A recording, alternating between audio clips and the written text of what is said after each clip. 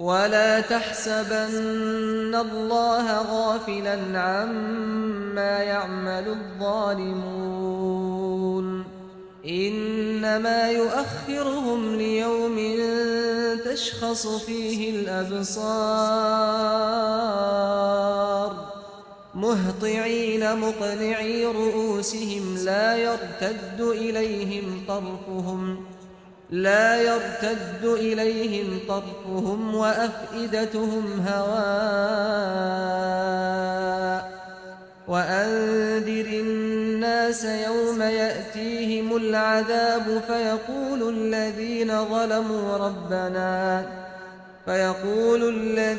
ظلموا ربنا أخرنا إلى أجل قريب نجب دعوتك ونتبع الرسل أولم تكونوا أقسمتم من قبل ما لكم من زوال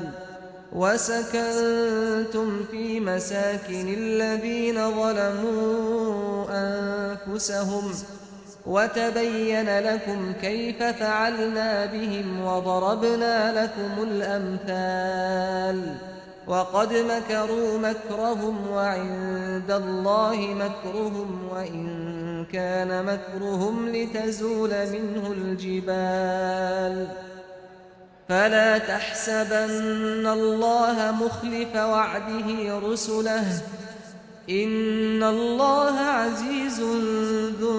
انتقام يوم تبدل الأرض غير الأرض والسماوات وبرزوا لله الواحد القهار وترى المجرمين يومئذ مقرنين في الأصفاد سرابيلهم من قطران وتغشى وجوههم النار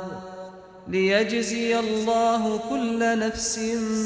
ما كسبت إن الله سريع الحساب